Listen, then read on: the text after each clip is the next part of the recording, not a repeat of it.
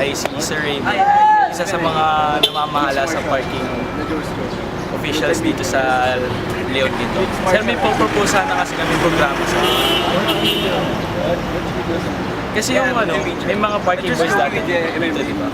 So parang, ang proposal namin na propose sa inyo is parang bibigyan mo sila ng trabaho. So yung mga magpapaparadang kotse dito, sila na lang magbabali nun at iayos yung parking.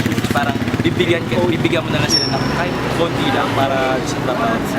Kasi nung dumating kayo, medyo nabawasan yung nila eh. Okay, suggestion mo. Kasi kumbaga makabawasan na yung gawain.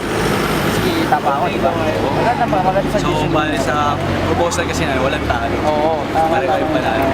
O kasi yung trabaho mo, kikita ka na. Pati siya kikita. Kikita pa rin siya magtutulungan ko pa, diba? So, sasabihan na namin sila. Okay. Salamat. Okay,